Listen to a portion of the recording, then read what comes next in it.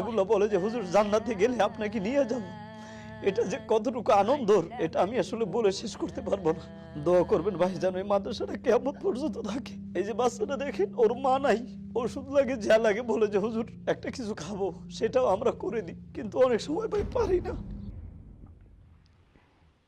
কিছুদিন আগে এমন হয়েছে যে আমি বাচ্চাদের মুখে খাবার দিতে পারি না, তখন নিজের কাছে এতটাই কষ্ট লেগেছে যে আসলে আমি পারতেছি না।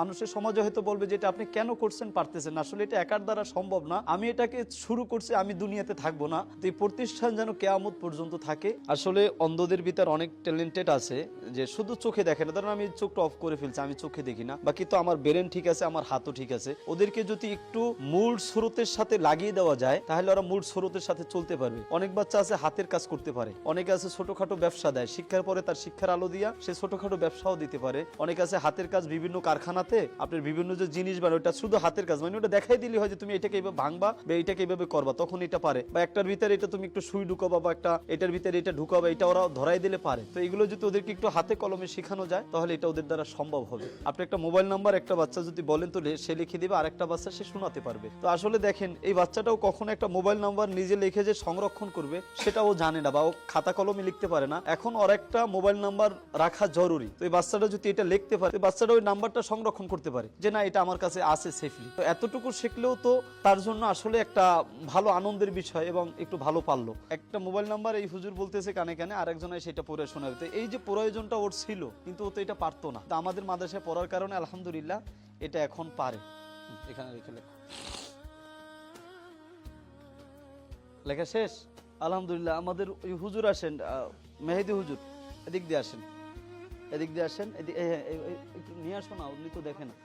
হ্যাঁ, এই যে এটা দেখেন তো কি লেখা আছে, 01953808171। আলহামদুলিল্লাহ আলহামদুলিল্লাহ।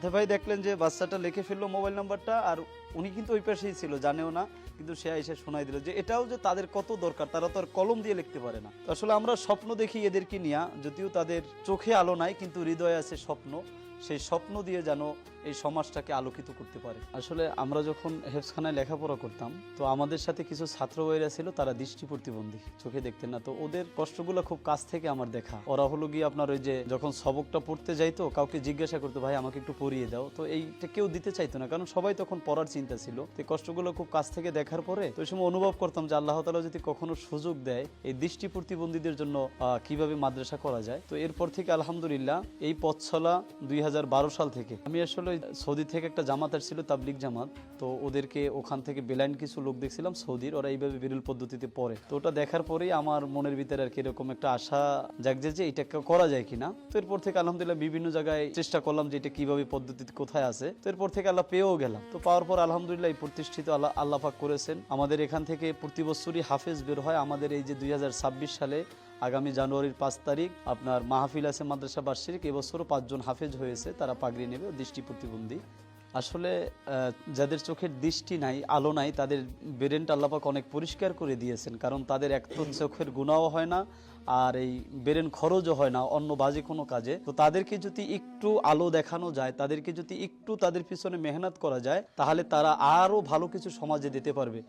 আসলে আমাদের চিন্তা ভাবনা হলো কি যে একটা অন্ধ বাচ্চা, ওর কোনো কাজ নাই, ও বেশিরভাগ ক্ষেত্রেই যারা গরিব ফ্যামিলির হয় এবং তাদেরকে দিয়ে একটা ভিক্ষাবৃত্তি করানোর একটা চিন্তা থাকে। তো আমরা ওই গার্ডিয়ানকে বুঝিয়ে বলি যে আপনার বাচ্চাটা তো আসলে শুধু চোখে আলো নাই, কিন্তু সে হৃদয়ের আলো দিয়ে, কোরআনের আলো দিয়ে সমাজকে আলোকিত করতে পারবে। আলহামদুলিল্লাহ অনেক গার্ডিয়ান এই ব্যাপারে জানা শোনার পরে আমাদের মাদ্রাসায় দেয়। আমার পড়াশোনা করাতে সুবিধা হয়েছে, আমি এখন কোরআন তেলাওয়াত করতে পারি, জায়গা জায়গায় প্রতিযোগিতা দিতে পারি। এই প্রতিযোগিতার মাধ্যমে আমি অনেক পুরস্কার অর্জন করেছি।